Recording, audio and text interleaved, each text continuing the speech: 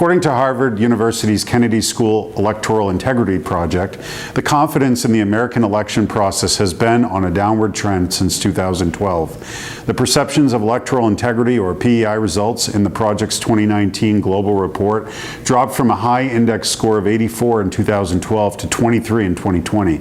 Shows Americans have lower confidence in our elections now versus a decade ago. Hello, this is Senator Matt Pouliot from Kennebec County. It's my pleasure to join you for this week's Republican radio address. You would think our nation would rank the highest in the world with electoral integrity, but it's ranked 59th.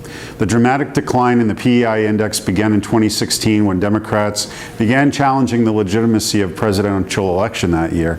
And in their December 2020 report, the Electoral Integrity Project indicated systemic problems still persist among many states, including unfair and unbalanced campaign coverage by local press and TV news while social media amplified misinformation, campaign finance that lacks transparency and equitable access, and a worsening confidence in the integrity of American elections and falling public trust. While Maine has traditionally scored in the top 10 nationally for electoral integrity, the state has likewise seen declines in several PEI scores from 2012 to today, namely the indexes for unbalanced or unfair media coverage, unfair electoral laws, and public trust in the results. When I introduced LD 34, which would require voters to present a photo ID before they vote, I did it with the knowledge that 80% of Americans already support some form of ID requirement, according to a Gallup survey. My goal in doing this was really threefold. First, I want to increase Mainers' confidence in the integrity of Maine elections. Second, I want to encourage those who may feel disenfranchised and have voluntarily stepped to the sidelines to re-engage in our elections. And third, we all should want to have a more accountability and transparency in any of our government processes. This is critical.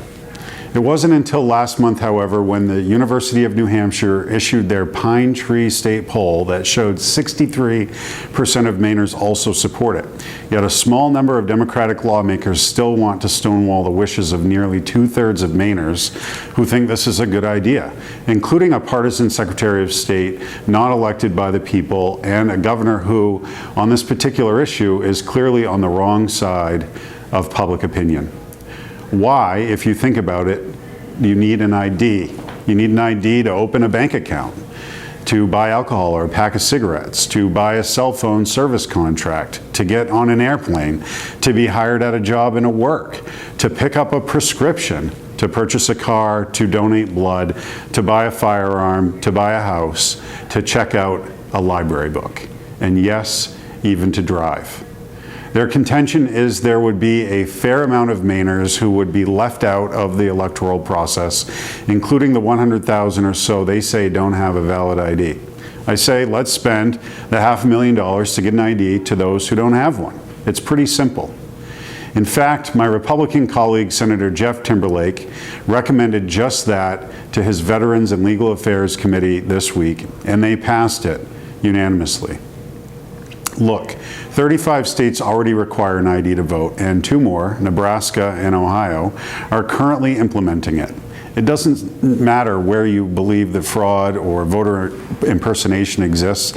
You know, the few cases over the past year prove it can and it does. The only thing that matters in any government process is whether we can put safeguards to prevent fraud from happening at all.